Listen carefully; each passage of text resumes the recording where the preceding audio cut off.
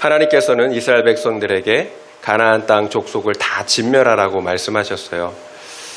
하나님이 잔인한 하나님이십니까? 왜 이스라엘 백성들에게 가나안 족속들을 다 진멸하라고 하셨을까요? 이유가 있어요. 그 당시에 가나안 족속들은 수많은 우상들을, 이방 신들을 음란하게 섬기고 있었어요. 만약에 그들을 살려둔다면 그것이 올무가 되는 거예요. 이스라엘 백성들 역시 그들에게 전염이 되겠죠. 오염이 되는 거예요. 올무가 되는 거예요. 유혹에 빠지는 거예요. 그래서 하나님께서는 그 씨를 다 사전에 잘라버리기 위해서 하나님께서는 이스라엘 백성들에게 가나안 족속을 다 진멸하라고 하신 것입니다. 그리고 그 자체가 심판이었고요. 그런데 지난주 본문에서 어떤 일이 있었나요? 이스라엘 백성들이 그만 기브온 족속에게 속아서 가나안 땅의 사람들인 기브온 사람들과 언약을 맺었잖아요. 그렇다면 이스라엘은 지금 큰 곤경의 위험에 빠진 것입니다. 그렇다면 실제로 어떤 일이 일어났을까요? 실제로 이스라엘 백성들이 기브온 사람들에게 속아서 우상을 섬기게 되었을까요? 전화이복이라는 말이 있잖아요. 하나님은 우리의 실수와 실패까지도 바꾸셔서 우리의 선으로 만들어주세요. 그렇다면 오늘 본문을 통해서 하나님께서 우리의 실수를 어떻게 우리의 선으로, 복으로 바꿔주시는지 함께 살펴보면 좋을 것 같습니다. 함께 읽은 본문 중에 16절, 17절 말씀 읽겠습니다. 16절, 17절이에요. 그들과 조약을 맺은 후 사흘이 지나서야 그들이 이웃에서 자기들 중에 거주하는 자들이라 함을 들은지라. 이스라엘 자손이 행군하여 셋째 날에 그들의 여러 성읍들에 이르렀으니 그들의 성읍들은 기브온과 그비라와 부에롯과 기럇 여아림이라. 이스라엘은 기브온과 조약을 맺은 후에 3일이 지나서야 자신들이 속은 줄을 깨달았습니다. 기브온 사람들은 저 멀리 다른 지역에서 온 사람들이 아니라 겨우 3일 거리에 살고 있었던 사람들이에요. 그들의 성읍은 기브온과 그비라와 부에롯과 기럇 여아림이에요. 모두 히위 족속 사람들이에요. 가나안 땅의 7족속 중에 한 족속인 히위 족속 사람들이었다라는 거예요. 그렇다면 이스라엘 백성들이 이제 어떻게 해야 할까요? 죽여야 할까요? 아니면 비록 속았지만 그 언약을 지켜야 할까요? 18절, 19절 말씀 읽어보겠습니다. 18절, 19절이에요.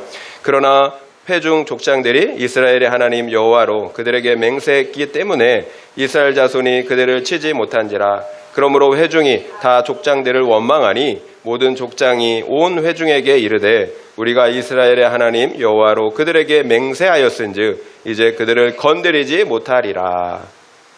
이스라엘 백성들이 기브온을 치지 못해요.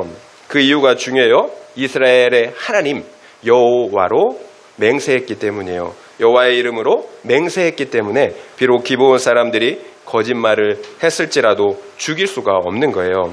그렇다면 이런 상황이라면 그 당시에 다른 이방 민족들은 어떻게 했을까요? 만약 거짓말로 언약을 체결했다면 언약을 지킬 하등의 이유가 없는 거예요. 애초에 상대편이 잘못한 거잖아요. 오히려 거짓말을 해서 손해를 보았기 때문에 상대방이 배상 조치를 하거나 또는 보복까지도 할 수 있는 상황이었다라는 거예요. 오늘날에도 마찬가지잖아요. 상대방이 거짓말을 했다면, 그래서 계약을 했다면 그 자체가 사기예요. 이제 취소가 되는 거죠. 상대방이 모든 책임을 져야 합니다. 그러나 이스라엘은 이방 민족과 달라요. 여러분, 세상 사람과 우리 믿는 자들은, 하나님의 거룩한 백성들은 달라요. 언약 백성들은 언약 체결에 있어서 당사자들 간에 그 이해관계만이 존재하는 게 아니라는 거예요. 세상 사람들은 당사자만의 이해관계가 있잖아요. 그런데 우리 믿는 자들은 하나님이 또 이해 당사자인 거예요. 그래서 우리가 여호와의 이름으로 맹세를, 언약을 체결하는 것입니다. 그러니까 나는 잘못했으니까, 상대방이 잘못했으니까 상대방에게 책임을 물을 수 있어요. 그런데 하나님은 어떻게 한다라는 거예요? 그 책임을 또 나한테 묻는다라는 거예요. 우리가 하나님의 이름으로 언약했잖아요. 그러니까 우리가 그 잘못을 하나님께 범한 거예요. 그래서 하나님은 그 책임을 우리에게 묻는다라는 거예요. 그러니까 20절에서 뭐라고 얘기하고 있나요? 20절 한번 읽어볼까요? 우리가 그들에게 맹세한 맹약으로 말미암아 진노가 우리에게 임할까 하노니 이렇게 행하여 그들을 살리리라 하고, 족장들이 우려하는 바예요. 우리가 그들에게 맹세한 맹약으로 말미암아 진노가 우리에게 임한다라는 거예요. 만약 이스라엘이 기브온 사람들을 죽이면 이스라엘은 하나님께 범죄한 것이 되는 거예요. 그래서 진노를 받게 되는 거예요. 여호와의 이름으로 맹세했기 때문이에요. 결국 족장들이 실수는 했지만 긍정적인 점은 자기 잘못을 인정하고 있다는 거예요. 족장들의 판단이 올바른 이유가 무엇입니까? 여호와 하나님을 인정한다라는 거예요. 아무리 억울해도 하나님을 인정한다라는 거예요. 여러분, 이것이 하나님을 경외하는 거잖아요. 만약 족장들이 내 잘못을 인정하지 않았다면 어떻게 됐겠습니까? 나는 아무 잘못이 없잖아요. 모든 거짓말한 건 너희 잘못이라고 그렇게 상대방을 몰아세웠겠죠. 그래서 상대방을 진멸하고 말았을 거예요. 만약 그랬다면 이스라엘 백성들은 하나님께 더 큰 죄를 짓고 저주를 받았을 것입니다. 그러면 상대방도 죽이고 나도 죽게 되는 거죠. 그러나 족장들은 하나님을 경외했어요. 여러분, 이게 중요해요. 우리의 믿음의 시작은 하나님을 인정하느냐 인정하지 않느냐에 달려 있어요. 그래서 내 죄를 보고 회개할 수가 있는 거예요. 하나님이 그게 죄라고 말씀하시기 때문에 죄라고 인정이 되는 거예요. 그래서 비록 상대방이 속였지만 하나님의 그 언약의 말씀을 지킬 수가 있었던 것입니다. 지난주에도 나누었지만 속인 사람이 잘못입니까? 속은 사람이 잘못입니까? 속인 자 기브온의 입장에서 본다면 선택의 여지가 없어요. 이스라엘과 싸워서는 전멸이에요. 그러니까 기브온은 살려고 속인 거예요. 여러분, 살려고 속인 거랑 여러분 내가 상대방에게 해코지해서 유익을 얻으려고 한 거랑 전혀 달라요. 살려고 속인 사람에게 내가 잘못했다고 이렇게 할 수가 없다라는 거예요. 반대로 속은 사람, 이스라엘의 입장에서 보면 어떨까요? 기브온 사람들이 자신들은 당신의 종이라고 하니까 여러분 우쭐한 거예요. 하나님께 그래서 묻지도 않고 덥석 언약을 체결한 거란 말이에요. 속은 자가 그래서 더 잘못됐다라는 거예요. 세상 백성들이야 거짓말하는 것은 어찌 보면 당연한 거예요. 그러나 거룩한 하나님의 백성들이라고 하는 사람들이 하나님께 묻질 않았어요. 교만했기 때문이에요. 그래서 내 욕심을 위해, 내 행복을 위해 하나님께 묻지 않고 하지 말아야 할 동업을 하고 또 돈을 빌려준 거예요. 그리고 우리가 불신 결혼을 선택한 것입니다. 여러분, 속은 사람이 잘못이에요. 그래서 속은 사람이 자기 죄를 인정하고 회개해야 하는 거예요. 자기 죄를 인정하지 않으면 그 다음은 너는 죽어야 된다. 너 때문이다. 이것을 외치는 것밖에 없어요. 그러면 상대방도 죽이는 거고 나도 죽잖아요. 여러분, 그러면 유익한 사람이 아무도 없어요. 사탄만 좋아하는 거예요. 결혼은 하나님의 이름으로 맺은 언약이에요. 하나님이 역시 언약의 당사자라는 거예요. 그래서 결혼은 신중해야 하고 언약 안에서만, 하나님의 말씀 안에서만 해야 하는 거예요. 그리고 한번 결혼하면 깨트릴 수가 없는 거예요. 언약 안에 들어왔잖아요. 그 언약을 지켜야 되는 거예요. 우리가 그 언약을 깨트리면 더 큰 저주를 받기 때문이에요. 이런 일이 실제로 다윗 왕 때에 있었어요. 다윗 왕의 통치 기간에 알 수 없는 3년의 기간이 있었습니다. 다윗은 그 기근의 이유를 알기 위해서 하나님께 기도했어요. 하나님께서 다윗이 기도하자 사울 왕이 잘못된 열심으로 기브온 사람들을 진멸했던 그 사실을 알려주셨어요. 사울 왕이 기브온과 맺은 언약을 깨트리고 기브온 사람들을 죽였다라는 거예요. 이처럼 하나님은 비록 수백 년이 지났음에도 불구하고 그 언약을 기억하고 계셨다라는 거예요. 그래서 사울 왕이 그 언약을 깨트리자 다윗 왕 때라도 그 저주를 내리신 것입니다. 그렇다면 그 저주가 언제 끝났을까요? 다윗은 기브온 사람들에게 어떻게 하면 너의 원통함을 풀 수 있겠느냐라고 물었어요. 그러자 기브온 사람들은 사울의 아들들 7명을 목에 나무에 달아 죽게 하기를 원했어요. 결국 다윗이 사울의 아들들 7명을 나무에 목매달아 죽이고 나서야 그 저주가 끝났다라는 거예요. 여러분, 기근이 그제서야 끝났어요. 여러분, 여호와의 이름으로 맺은 언약은 이처럼 세대가 지나도 깨트릴 수가 없어요. 계속 되는 거예요. 언약을 깨트리면 저주를 받습니다. 이것이 하나님의 공의예요. 여러분, 한번 생각해 보세요. 우리랑 하나님과의 사이도 언약 관계예요. 하나님과 우리의 언약 관계는 남녀의 결혼 관계, 그 결혼 언약과도 같아요. 남녀가 서로 지켜야 할 정조의 의무가 있는 것처럼 우리 역시 하나님께 대한 정조를 지켜야 될 의무가 있는 거예요. 의무와 책임이 있는 거예요. 그리고 권리도 있는 거죠. 상대방을 독점할 수 있는 권리가 있잖아요. 그렇다면 우리의 생각과 기준으로 바라본다면 우리는 저주를 받아야 되는 거예요. 내쳐졌어야 되는 거예요. 이미 수도 없이 우리는 어떻게 하나님을 배반했잖아요. 언약을 깨뜨렸잖아요. 하나님의 말씀처럼 시도 때도 없이 남편이신 하나님을 버리고 이 세상의 우상, 간부들에게 다리를 벌려 행음했다라는 거예요. 그래서 하나님을 떠나 이 세상의 행복과 성공, 돈이라는 우상을 쫓아 살아간다라는 거예요. 그래서 하나님을 사랑한다라는 말이 거짓이에요. 이 세상의 돈과 성공, 사람들의 인정과 같은 우상들을 더 사랑하고 있다라는 거예요. 이런 기준으로 본다면 우리는 당장 내쳐져야 되는 거죠. 이혼이에요. 여러분, 눈물의 선지자 호세아를 아시잖아요. 호세아는 선지자예요. 그런데 하나님께서 그처럼 거룩한 사람에게 음녀를 데려다가 결혼하라고 명령하고 있어요. 이해할 수가 없어요. 그럼에도 호세아가 어떻게 해요? 하나님의 명령이니까 어쩔 수 없는 거죠. 결혼하잖아요. 음녀를 데려다가, 고멜이라는 여인을 데려다가 결혼을 해요. 근데 결과는 뻔하잖아요. 음녀랑 결혼했으면 음녀가 당연히 음행을 하겠죠. 음란한 여인이랑 결혼했으니 이 음란한 여인이 얼마나 음행을 했겠어요. 호세아 마음을 아프게 했겠어요. 결혼하고 나서 또 애를 낳고 나서 바람이 나서 집을 나갔어요. 그러면 잘 살면 좋을 텐데 내가 사랑한 음부들에게 버림을 받은 거예요. 팔려서 종이 된 거예요. 그런데 하나님께서 호세아에게 뭐라고 말씀하세요? 너는 그 음란한 그 여자를 다시 팔려간 그 여자를 돈으로 사서 데려다가 너의 신부를 삼으라고, 아내를 삼으라고 말씀하세요. 결국 호세아는 팔려버린 아내 고멜을 다시 돈을 주고 사잖아요. 그래서 아내로 삼습니다. 하나님이 지금 왜 이렇게 호세아에게 말도 안 되는 명령을 내렸을까요? 음란한 여인 고멜이 바로 너희라는 거죠.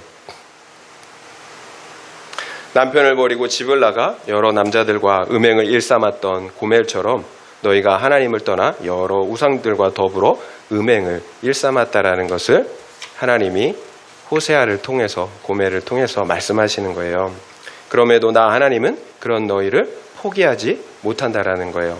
그래서 너희를 십자가의 피로 사서 다시 자신의 거룩한 신부와 아내로 삼아 주시겠다라는 거예요. 그렇다면 왜 하나님께서 이렇게까지 우리를 포기하시지 못하실까요? 사랑하시기 때문이죠. 당신의 생명보다 나와 우리를 더 사랑하시기 때문이에요. 그래서 언약을 맺으신 거예요. 당신의 이름으로 언약을 맺으면 깨트릴 수가 없는 거예요. 그래서 당신의 이름으로 언약을 맺으신 거예요. 그래서 자기 자신을 구속시킨 거예요. 그 언약 안에. 당신이 언약을 맺었기 때문에 깨트릴 수가 없어요. 당신의 이름으로 언약을 맺었기 때문에 깨트릴 수가 없어요. 그래서 십자가에서 자기 자신을 내어주시기까지 그 언약을 지키신 거예요. 여러분, 지금 하나님께 대한 믿음과 사랑이 흔들리고 있나요? 그래서 하나님이 나를 사랑하시는지 잘 모르겠나요? 버려진 것 같나요? 내가 너무 많은 잘못과 실수를 했기 때문인가요? 내가 십자가 언약 안에 있다라는 사실을 여러분 잊지 말아야 합니다. 구원은 나에게 있지 않고 신실하신 하나님께 있기 때문이에요. 하나님의 이름으로 약속하셨기 때문에 우리의 구원은 취소될 수도 없고 실패할 수도 없어요. 그래서 지금의 나의 환경이, 감정이 중요한 것이 아니에요. 여러분, 환경 너무 탓하지 마세요. 여러분, 감정에 매여 있으면 안 돼요. 여러분, 감정에 매여 있으면 안 돼요. 기쁠 때도 있고 슬플 때도 있죠. 슬플 때 내가 버려진 것 같나요? 감정에 매여 있으면 안 돼요. 여러분, 여러분 십자가를 바라보세요. 우리는 언약 안에 있어요. 언약 안에 있다라는 사실이 중요한 거예요. 십자가를 바라보세요. 하나님이 우리와 맺은 언약이 십자가예요. 당신의 생명으로 우리를 사셨어요. 십자가, 당신의 피로 우리와 언약을 맺었다라는 거예요. 어떤 누구도 그 하나님의 사랑에서 끊을 수가 없는 거예요. 당신의 피로 맺은 언약을 어떤 누가 끊을 수가 있겠어요. 여러분, 감정은 변해요. 하지만 진리는 사실은 변하지 않아요. 우리가 언약 안에 있다라는 사실을 여러분 기억하셔야 되는 거예요. 그렇다면 다시 한번 배우자와의 관계 그리고 다른 가족과의 관계를 우리가 생각해 보자고요. 우리가 하나님과 맺은 언약 안에서 이처럼 무조건적인 용납과 사랑을 받았다면 우리 역시 언약 안에 있는 배우자와 가족들을 용납해야 하지 않겠습니까? 우리는 앞서 두 가지 반응을 보았어요. 족장들을 원망하는 회중들의 반응을 보았고요. 그리고 자기 잘못을 인정하는 족장들의 반응을 보았어요. 그렇다면 누가 공동체를 살렸습니까? 어떤 결정이 살리는 결정이었나요? 여러분, 원망, 남 탓처럼 쉬운 것이 없어요. 그냥 본능이에요. 그러나 그 원망은 어떤 누구도 나도 살릴 수가 없다라는 거예요. 만약 백성들이 족장들을 원망하고 족장들 역시 너희는 잘못이 없느냐고 백성들을 원망하고 또 속인 기브온을 원망했다면 어떻게 됐을까요? 그러면 하나님의 언약은 지켜질 수가 없는 거죠. 그러면 말씀드린 것처럼 다 같이 죽음과 저주를 당해야 합니다. 성경은 피차 물고 먹으면 피차 멸망할까 조심하라고 말씀하세요. 여러분, 서로 물고 먹는 이런 관계가 되면 안 돼요. 다 같이 죽는 거예요. 여러분, 한번 생각해 보세요. 나만 속았나요? 상대방 역시 내가 이런 사람인 줄 알았겠습니까? 내가 이런 고집, 나 중심적인 이기적인 사람인 줄 알았겠어요? 어떤 것도 일방적인 건 없어요. 손바닥도 마주쳐야 소리가 나죠. 나도 속고 상대방도 속고 속은 서로 속고 속는 거예요. 그래서 결혼한 거예요. 서로 속속들이 다 알았다면 결혼할 사람 하나도 없었을 거예요. 우리가 모두 죄인이기 때문이에요. 그래서 이기적인 거예요. 여러분, 이걸 인정해야 돼요. 다 죄인이다. 나도 죄인이다. 그러면 어떻게 그럴 수 있느냐, 그런 말이 안 나와요. 나도 죄인이고 상대방도 죄인인데 당연한 거죠. 여러분, 그래서 속고 속이는 거예요. 결국 우리에게 진짜로 중요한 것이 무엇이겠어요? 하나님께 묻지 않고 선택하고 결정한 죄, 교만한 죄를, 내 죄를 회개하는 거예요. 내가 탐심과 이기심의 목적으로 선택하고 행동했던 죄를 회개하는 것입니다. 그래서 내 죄를 보는 회개가 먼저예요. 그러면 원망이 그쳐요. 나도 죄인, 너도 죄인인데 어떻게 원망합니까? 여러분, 왜 하나님께서 결혼과 가족 제도를 우리에게 주셨을까요? 행복을 위해서 주셨을까요? 아니에요. 우리 인생에 있어서 가장 중요한 것이 무엇입니까? 범죄하고 에덴 동산을 떠나 저주 가운데 있는, 하나님 말씀의 그 저주 가운데 있는 영원한 사망을 향해 가고 있는 인생들에게 가장 중요한 게 무엇이겠어요? 행복일까요? 아니에요. 죄의 문제를 해결하는 거예요. 구원받는 거예요. 이게 바로 결혼의 목적, 그리고 관계의 목적이에요. 행복이 아니에요. 구원이에요. 너희가 함께 하나님께서는 거룩과 구원을 이뤄가라고 우리에게 가족 제도와 그리고 결혼, 관계, 언약을 주신 것입니다. 그렇다면 무엇이 거룩이고 구원인가요? 하나님의 유일한 계명은 사랑이에요. 여러분, 사랑으로 하나 되는 거예요. 이것이 거룩이고 구원이에요. 하나님의 말씀의 핵심은 사랑하는 거잖아요. 서로 사랑하는 거잖아요. 말씀 안에 거하는 것이 거룩이잖아요. 그러면 사랑하면 거룩한 거예요. 사랑으로 하나 되는 것, 이것이 거룩이에요. 그러나 모든 인생들이 죄인들인데, 이기적인 죄인들인데 어떻게 사랑으로 하나 될 수가 있겠어요? 다 죄인들인데 어떻게 사랑으로 거룩 가운데 거할 수가 있겠어요? 서로 내 죄를 보고 인정하지 않는다면 불가능해요. 그래서 먼저 믿은 내가 내 죄를 보는 것이 다 함께 사는 길이라는 거예요. 누구든지 내 죄가 보이는 사람이 먼저 회개해야 합니다. 같이 죄인이에요. 같이 죄에서 구속받고 구원받아야 돼요. 근데 서로 싸우고 있으면 어떻게 내 죄를 보고 회개하고 구원받겠어요? 내 죄가 먼저 보이는 사람이 회개해야죠. 내가 먼저 구원받아야 되는 거예요. 그래야 상대방도 구원으로 함께 인도할 수가 있습니다. 6월 26일자 큐트인 간증자의 나눔을 잠깐 소개하려고 합니다. 이분의 남편은 결혼하기 전에 3년 동안을 쫓아다니면서 그 간증자에게 애정을 쏟았대요. 그러니까 그런 모습에 감동이 되어서 결혼했겠죠. 그런데 결혼하고 얼마 지나지 않아 바로 알게 되잖아요. 속았다라는 사실을. 남편은 결혼한 뒤에는 음주가물을 즐기느라 귀가가 늦어요. 또 외박하는 것을 뭐 이렇게 수시로 밥 먹듯이 했대요. 그러니까 바로 속은 걸 알잖아요. 배신감이 들었겠죠. 그러나 우리 아버지처럼 외도만 안 하면 된다라는 생각으로 꾹 참았대요. 그런데 어느 날 남편이 관리하는 통장 계좌를 보다가 남편이 바람핀다는 사실을 이제 알게 된 거죠. 그러면 바로 이혼했을까요? 앞서 이분은 양육을 받으면서 남편의 인격이 아닌 역할에 순종하지 않은 자기 죄를, 그래서 가정 불화의 그 문제를 자신의 탓이 아니라 남편의 탓으로 돌렸던 그 죄를 회개했다라고 말해요. 그리고 수없이 들어놓은 말씀이 있었습니다. 가정은 지킬 만한 가치가 있다라는 말씀이었어요. 결국 이분은 이혼하지 않고 일상을 잘 살아내기로 결단했다고 합니다. 그러자 하나님께서 일하기 시작했습니다. 그 당시 남편이 춘천에서 일하던 관계로 주말 부부로 지냈어야 했는데 남편의 직장이 집 근처로 옮겨지게 되었다고 합니다. 결국 현재 그 남편은 교회 공동체에 속해서 교육부서를 섬기고 있다라고 말씀하더라고요. 여러분, 남탓처럼 쉬운 것이 없어요. 그러나 남편도 그렇게 되면 남편도 자녀들도 그 가정이 다 회파되는 거예요. 그러나 이분이 자기 죄를 보고 언약을, 하나님을 경외함으로 언약을 지키려고 하자 나도 살고 배우자도 자녀들도 다 살게 되는 은혜를 받게 되었습니다. 적용 질문 드립니다.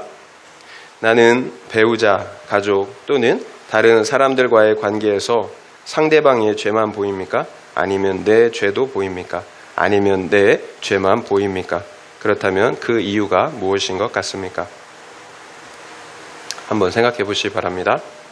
나는 배우자, 가족 또는 다른 사람들과의 관계에서 상대방의 죄만 보입니까? 아니면 내 죄도 보입니까?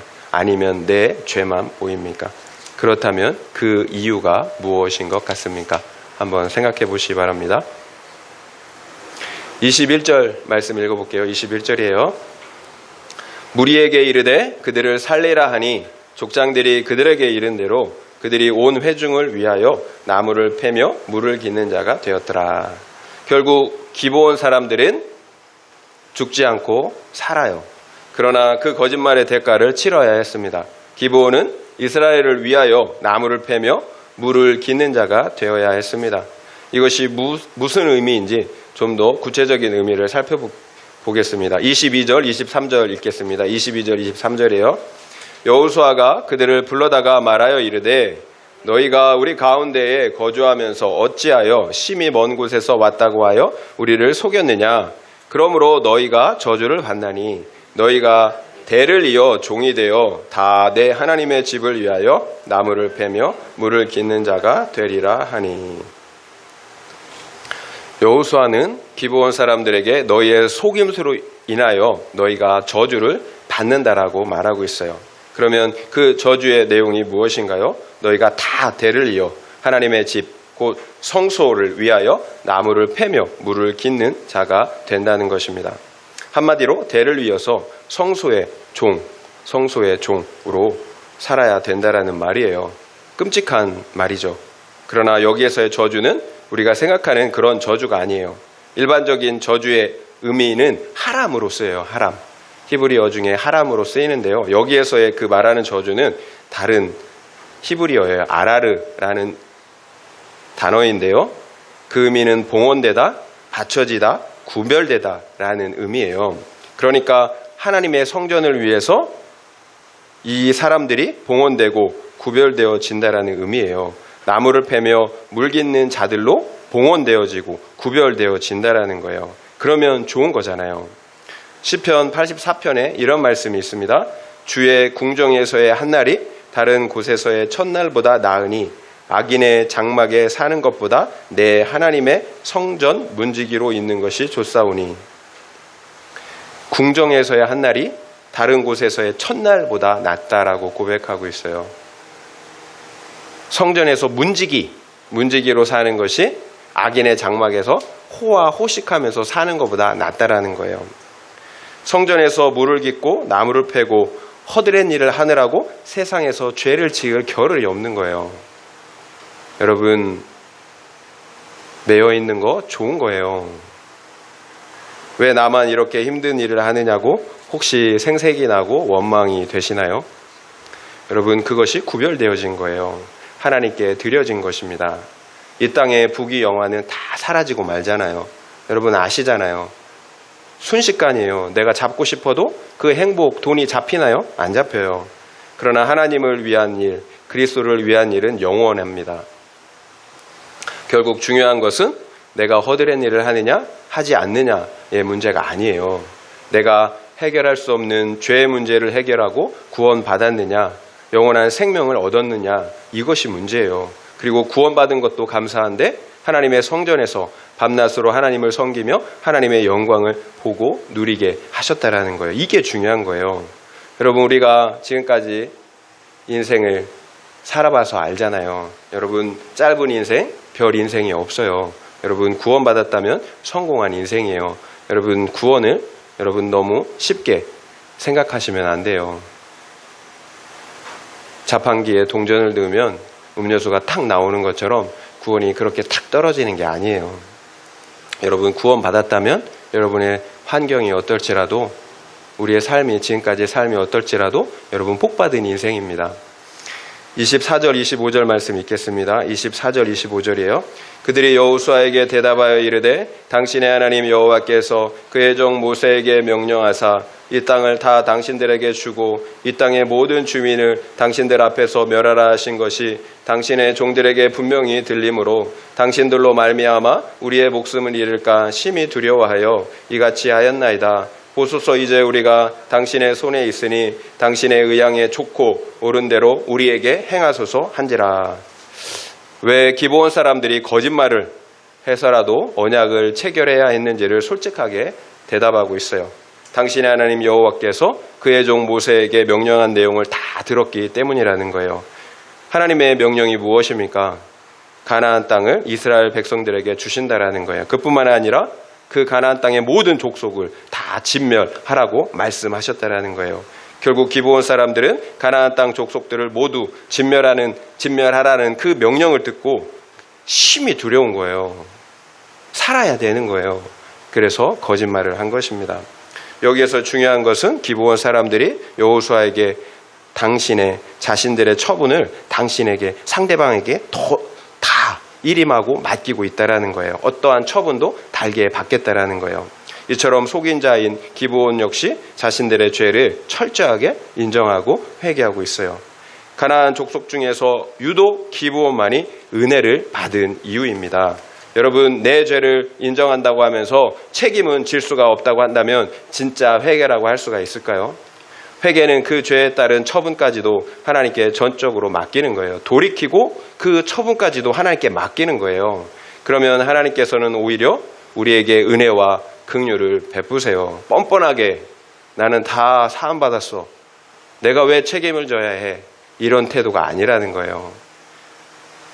죽지 않고 살게 해주세요. 그러면 우리가 우리의 모든 처분을 하나님께 맡겨드릴 때 우리에게 생명을 주세요.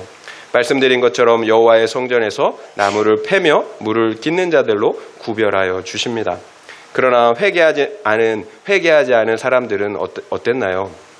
하나가 되어 이스라엘을 대적하였던 가나안 족속들은 모두 진멸당하고 말았잖아요. 가나안 땅 사람들은 기브온 사람들의 말처럼 다 진멸당해 죽어야 하는 사람들이었어요. 심판당해야 할 죄인들이었다라는 거예요. 하나님이 잔인해서가 아니에요. 하나님은 가나안 땅의 죄가 관여하기까지 400년을 기다리셨어요. 회개할 기회, 시간을 주셨다라는 거예요. 결국 가나안 족속을 다 진멸하라는 하나님의 명령은 그들의 죄악과 악행에 대한 하나님의 심판이었어요. 그렇다면 하나님은 유독 기브온 사람들에게만 특별히 은혜를 베풀어 주신 거예요.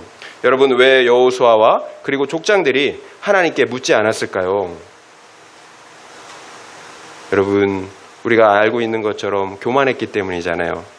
그런데 하나님은 그 여호수아와 족장들의 실수를 통해서 기브온을 구원하셨다라는 거예요.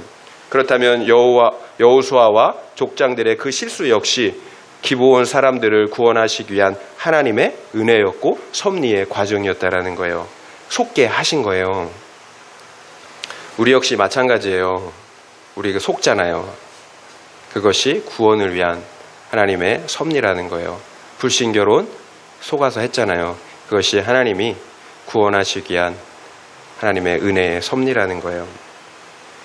하나님은 우리의 그런 잘못된 선택까지도 기브온을 구원하신 것처럼 우리의 구원을 이루시는 통로가 되게 하십니다. 하나님께서 우리의 실수를 구원으로 바꾸시는 거예요. 그래서 우리의 죄가 심각하지만 하나님의 은혜는 우리의 죄보다 크다라고 하는 것입니다.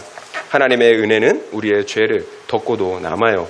용서하지 못할 죄가 없다라는 사실이에요. 로마서 8장 28절 우리가 너무나 잘 아는 말씀.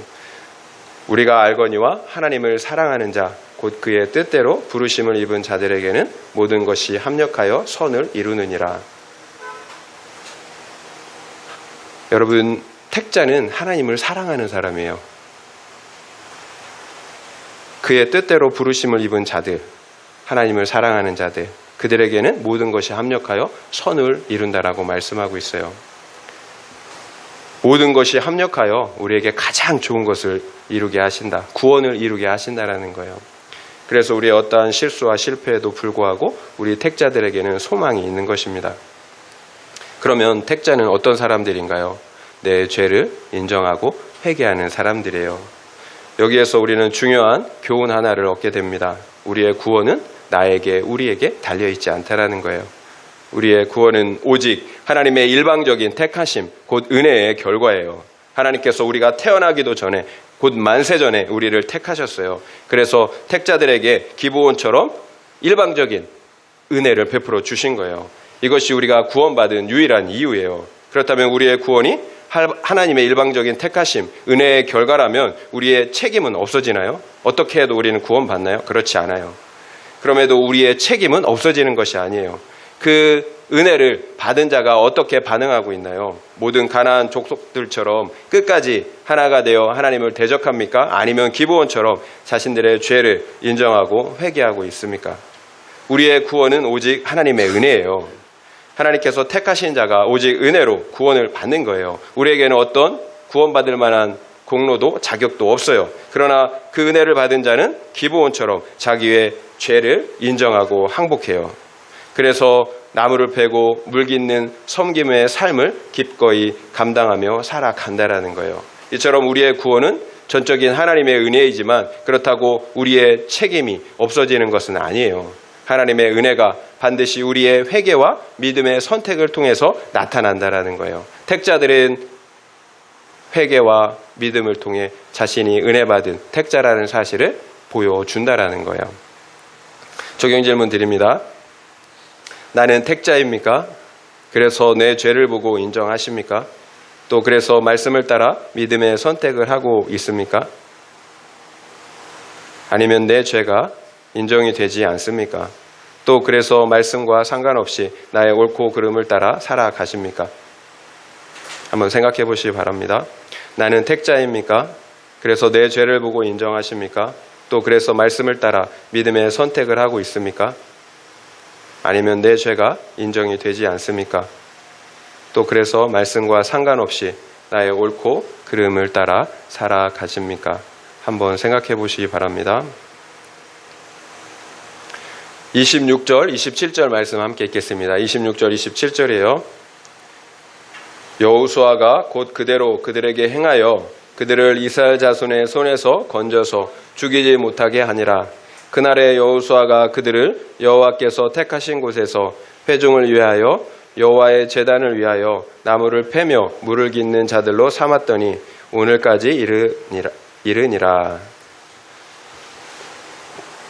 여호수아가 기브온 사람들을 살려주었습니다. 그리고 앞서 말한 것처럼 기브온 사람들을 성전에서 나무를 패며 물을 깃는 자로 삼았어요. 오늘까지 그것이 이르렀다고 합니다. 그 언약이 계속해서 지금까지 지켜졌다라는 거예요. 이것이 십자가의 용서와 긍휼을 받은 자가 베푸는 긍휼이에요. 살려주는 것입니다. 회개할 수 있는 기회를 주는 거예요. 그렇다면 왜 여호수아가 기브온 사람들을 성전에서 물 깃는 자로, 나무 패는 자로 삼았을까요? 농사 일, 집 짓는 일, 이렇게 다른 일을 시켜도 됐을 텐데 말입니다. 그 당시 가나안 문화가 타락한 죄인들에게는 굉장히 매력적이었어요. 이 세상의 풍요를 추구할 뿐만 아니라 향락적이었어요. 여러분, 그러면 문제가 무엇일까요?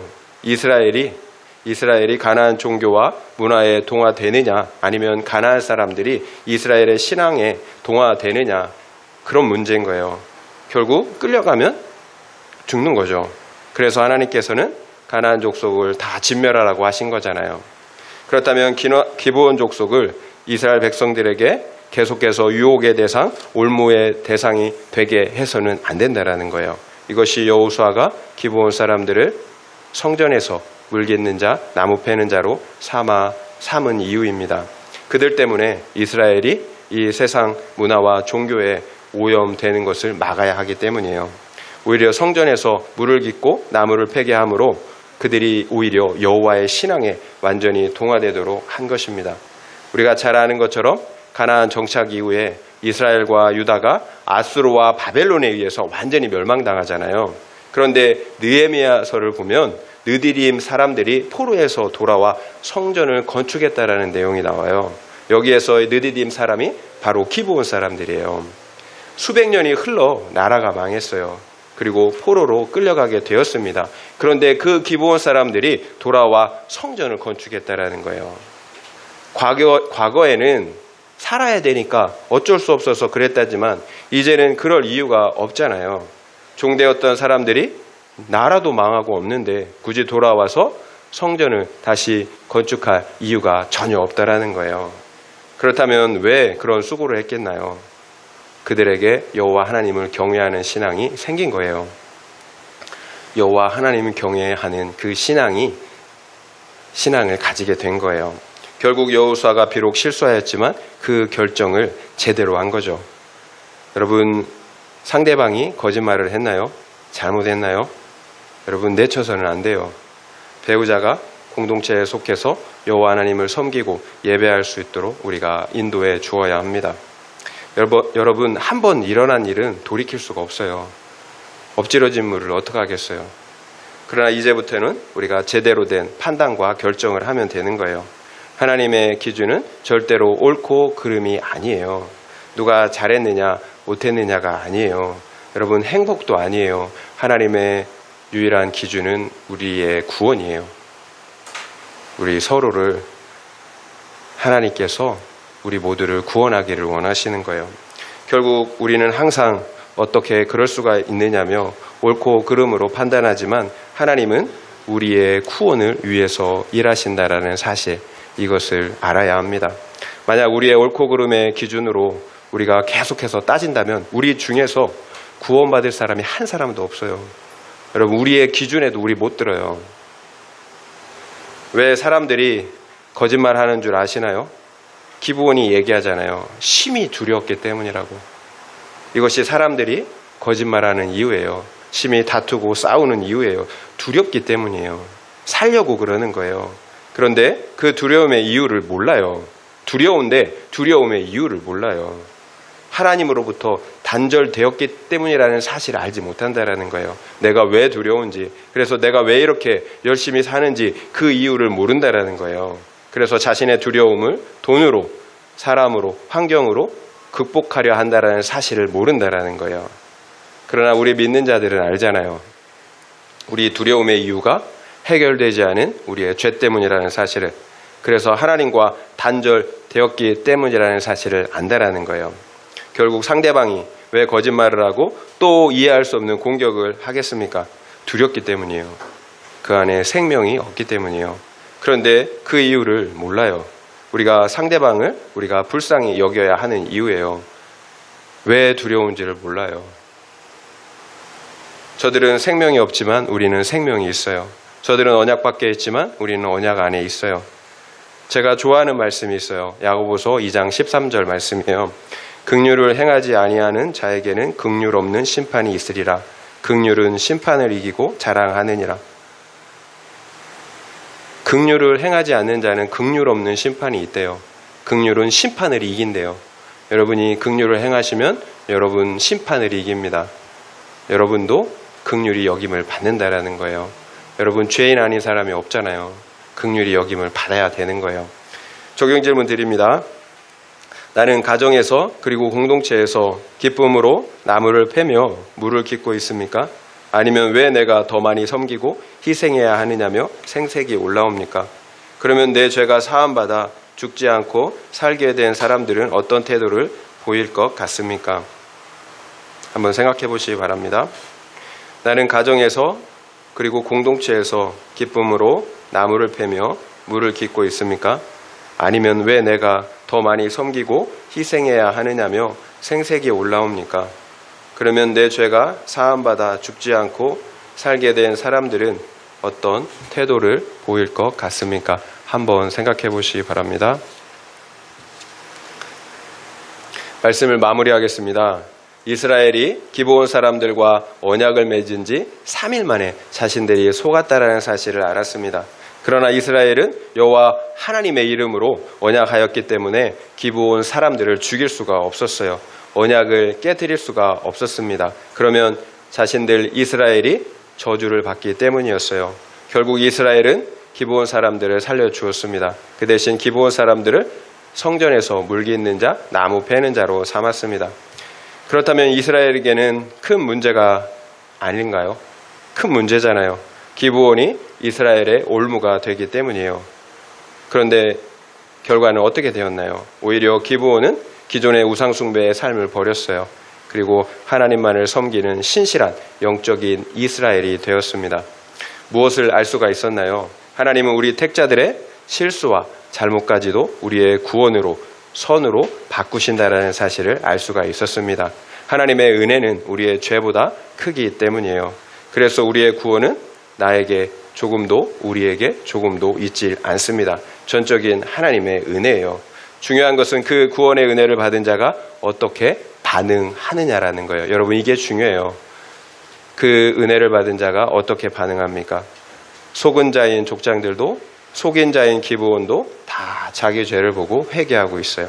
이것이 죄인인 우리가 함께 구원의 은혜에 참여하는 길이에요.